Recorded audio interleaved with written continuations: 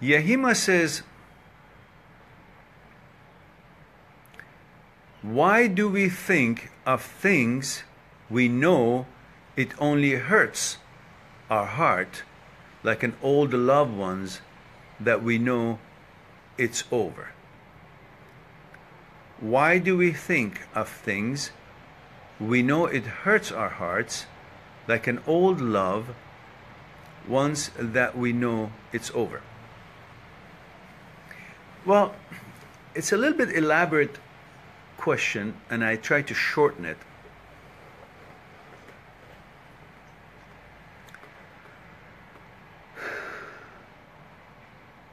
Why do we think of things we know it hurts? Well, you know, before you get together with your boyfriend or girlfriend, depending on who you are, what your interests are, you had a certain way of life, certain way of thinking, certain way of doing things. You would go through certain mechanical process during the day, depending what your job is, what your life is all about. You get up, you clean up, you have your tea or coffee, you have your breakfast, you go out, you take a bus, you go to your work, you do certain work, you meet clients, you do certain things, you go shopping, and you go certain kind of activity, and you interact with certain kind of people. You have your own religion, you have your own communities, you belong to certain groups, and so on. These are your mechanical processes. And through all that, and the way you live, how you live, what you do, and what you eat, and where you go, all that that you've been filled in your consciousness, and it's become your way of life. It's called your order. You have an order. That's how you live your life, by a certain order. That's your order. That's when you're single. You're not with somebody. Then when you get together with someone, you find your girlfriend or your boyfriend, and your order, naturally, is different than his or her order. And his or her order is different than your order. So by getting together and each having a separate and different kind of order in your life before you met each other, now your order is interfering with his order. And his order or her order is interfering with your order. So you're in conflict, division. And that's why you go through, at the beginning, you accept each other's order as if it's better than yours, and eventually you come back to yourself, say, this is different than my order. That was sex and pleasure and interest in that person that made me not to see all these differences, but now I see it, it's uncomfortable, so you go back and forth, divisions and conflicts, and you come to some compromise, or you separate, go each, your own ways. But let's say you have modified each other's order, you come up with a collective, common order. So now you have a new order. The old order had to be compromised or changed or modified in order for you not to be so interfering with the other ones and not to make it so uncomfortable for the other ones. Eventually, you guys came to a new order. Now, through your relationships, you're observing this new order.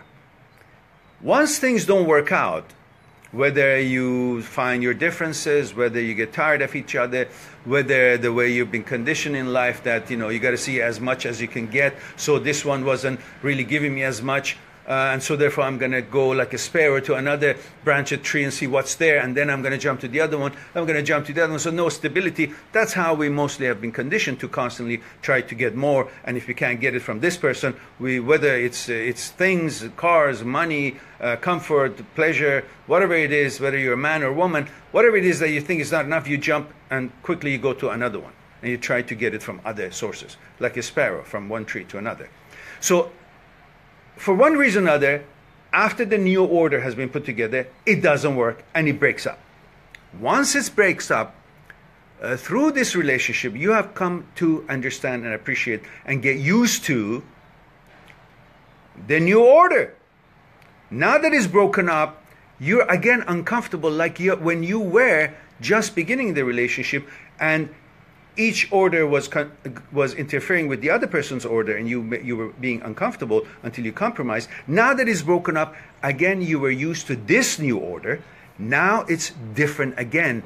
You're now on a single order. which you're not used to it anymore again. Because you're not used to it anymore again, you feel insecure. Because it's all about psychological security. Many of the things that we do in life, even our relationships, is about psychological security. So now that you feel uncomfortable and you feel insecure, what do? You go in your mind where things were secure, when you were with your boyfriend or with your girlfriend, where things seem to have an order that you both have come to realize and live with it and gotten used to it, seemed to be having psychological security, when things were lovey-dovey, at the point that things were not problematic and you were not breaking up. At one point of relationship, obviously for a long time, if it was good, that's why you were together. But now that you're separated, you feel you're not psychologically secure. So where do you find that psychological security? In your memory. So that's why you go in there, you keep thinking about the past memory that is broken up, and it gives you a hurt, as you said, but you keep lingering there because everything is known. And when you are around something that you do know, everything is clear to you, how the norm was, how the order was, from the knowledge of knowing how things were, which is in your memory, which is how your relationship was when you guys were together. Everything was clear. Everything had its own order. There was no chaos, no new thing. You were used to it. That is where psychological security to you is. That's where security to you is. And that's why you want to be secure, because you feel insecure. You feel psychologically insecure now that you've broken up. So you go into your memory and you think of that to bring security to yourself, to feel secure, to feel psychologically warm, psychologically secure. Nothing is wrong. The order is the same as before. It's not broken. I don't have to deal with something new that I'm not used to it anymore. I just want to feel loved, protected, psychologically secure in a relationship as things were there before, and I was used to it, and I had my regular mechanical process. I would get up and say goodbye and go to my work and come back home, eat together or go to a movie or something. Everything seemed organized in that time frame, is that period, is that point of time. And for that reason, you keep going into your memory, even though it hurts, but it does have that warmth of psychological security. That's why you're attracted to go in there, and you stay in there. And that's what brings you that warmth and psychological security and feeling of being protected and wanting to be there. And that's why you go in there. You don't go there to get hurt. You go there to be protected. So, could someone tell me what time is it? Have I gone over our regular hour?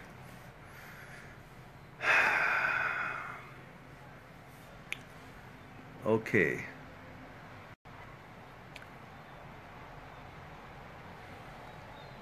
I hope I answered your question.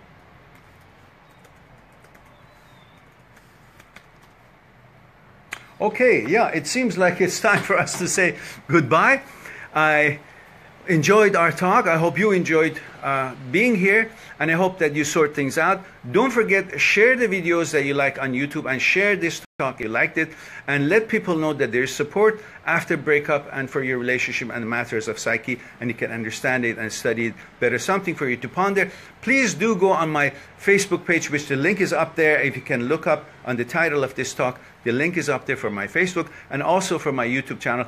And like my Facebook page. And so join me at the next talk next Saturday on my own Facebook page, and next Sunday, same time, on this wonderful Facebook page of the amazing things in the world. And I thank you for Witify to arranging this opportunity for me to get to know you all and help as many people as we can possibly do, and have a conversation, dialogues about these subjects and wonderful other topics that may come up. Thank you again. Love you all. Talk to you next week, and have a wonderful week, and hope things will sort out and be good to yourself and to the others. Bye for now.